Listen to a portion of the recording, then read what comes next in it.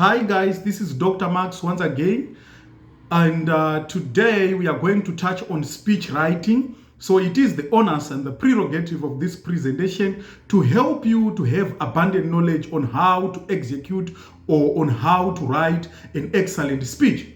So this will not help the students only, but those who are into public speaking or those who are into business will also be assisted accordingly, like I always proudly say. So what is a speech?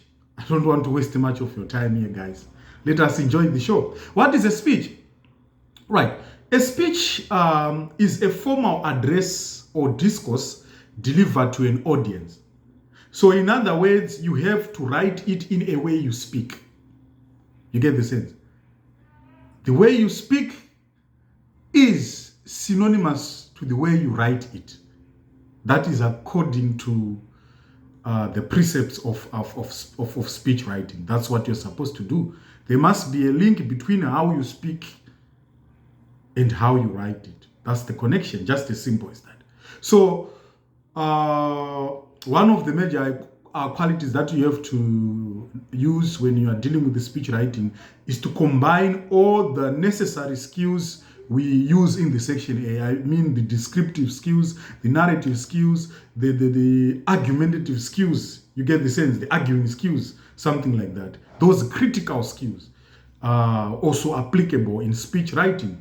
Right, so let me delve deeper into the crux of our today's business, and I would like to lay down the foundation of the helpful tips which are important, which are imperative, or which are vital in as much as speech writing is concerned.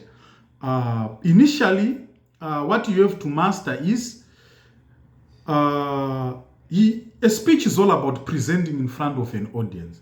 So you have to impact your audience in a meaningful way, right? You have to impact your audience in a meaningful way. You have to be sensational in your approach. So think about the purpose of your speech. What is it all about? Is it to inform? Is it to entertain? Is it to persuade or to call to action? It depends with the type of speech. So these facts will help you to twist them into any type of speech, so that you won't be left wanting. So what is also important is, another helpful tip is, you have to scrutinize your audience. Know the type of the audience. Are you presenting in front of people who are attending a rally, a political rally? Are you presenting in front of students, or are you presenting in front of fellow students? Are you a reverend or a pastor or a prophet who is presenting in front of others? You get the sense? So scrutinize your audience, because you have to know the members of your audience, and you have to understand their interest. You also have to understand their attitudes, their goals, and their fears. So it is against this background that you have to master your diction or your jargon. You have to know your choice of words. You have to know your choice of words. Like, you have to know the type of people that you are listening to, what you are delivering. Who are they? So it's about the appropriate usage of the language thereof, as in line with the audience, which is on the ground. Then another important factor is you have to gather enough material. Research. You just don't have to stand in front of people without much knowledge. Suppose you are tasked to present a speech about the COVID-19. You don't have to deal with the fly-by-night information. You have to go deeper. You have to delve deeper. You have to dig deeper. We have to know much about COVID-19 through you. Even imagine you have just dropped down from Mars, must know about the COVID-19 through you. And you can only be able to do that after you would have researched much about it. Thorough research. That's my fact. So whenever you are given a task to present a speech, read about it. What is it demanding you to present? then you research about it and present a powerful speech along those lines. Don't lose track. Be focused. You can create a sentence which will guide you through. That you can always repeat time in and time out, through and through. Right? Again, prepare a powerful opening. It must appeal to the senses, like I aforementioned. It must appeal to the senses of the audience. It must be sensational.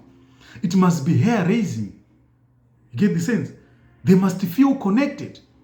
That's why I also encourage the usage of pronouns like we or our. Make sure that the audience feel included in your speech. Avoid the usage of the noun I. I has connotations of boosting one's ego. It's all about being self-centered whenever you overuse the word I. So try to come up with words like we or our, so that you can include the audience in your what? In your speech. Remember, you like I mentioned earlier on, you have to write in a way you speak. So when you are speaking in front of people, avoid boredom. You get the sense?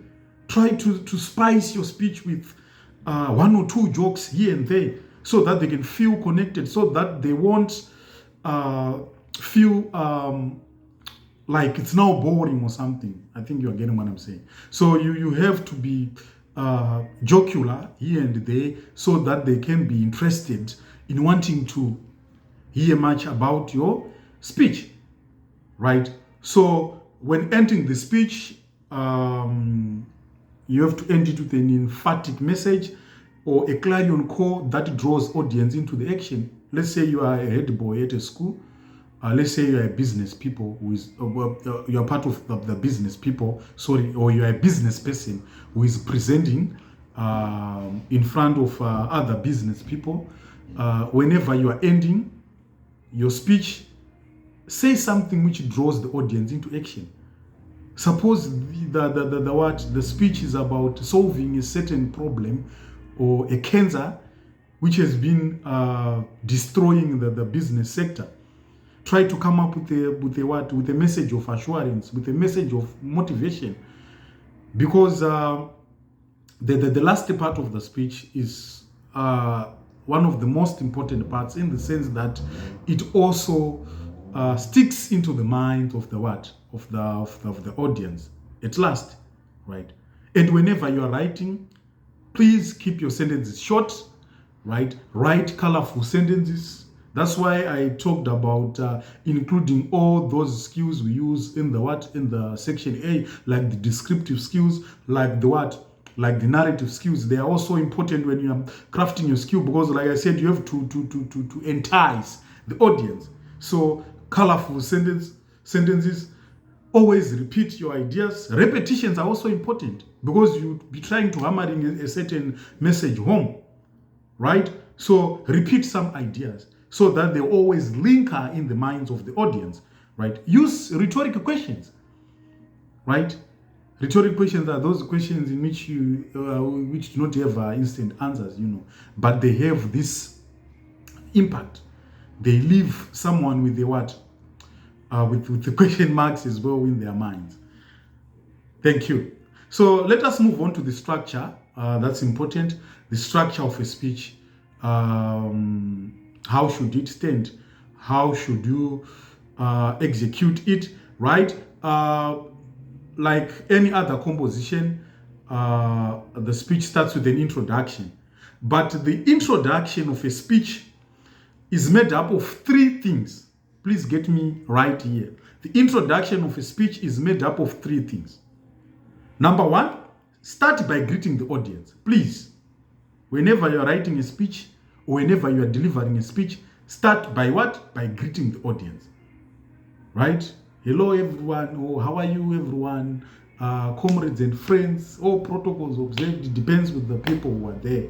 But you always start with the higher ranks and going down, right? So start by greeting the audience, then self-introduction afterwards. That's the second thing you have to do. Introduce yourself. Who are you?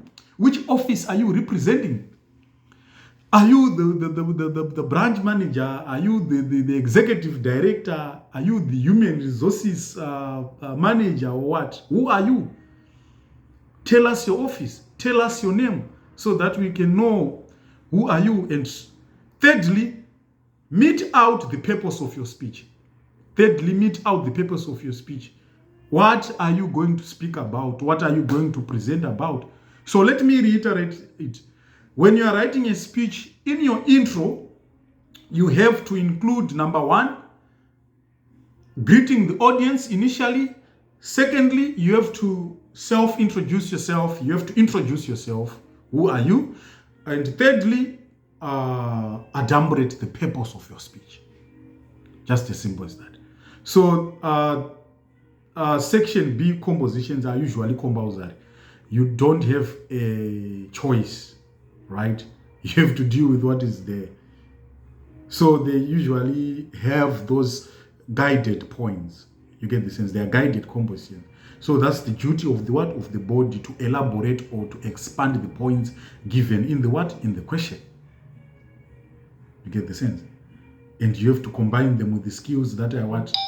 That are elucidated in the first part, right? Then when concluding, please end your speech by thanking your audience. Thank them. Be courteous, be reasonable, be sincere, right? You may also wrap up with a quote from a popular author. We have Shakespeare, we have Charles Dickens, we have many authors. We have business authors as well. You can as well wrap up your speech with a what? With a quote from a popular playwright, or like I said, or with a clarion call, which can advise people, or which we can awaken the giants in the minds of the audience, something like that. So just as simple as that, guys. It's very simple. Don't forget to research before presenting your speech. So thank you so much, guys, for affording me this opportunity to present this one to you again. And I really hope that you'll be better speech writers after binging to this. I appreciate all your likes and subscriptions. Thank you. Dr. Maxx is signing out. Bye-bye for now.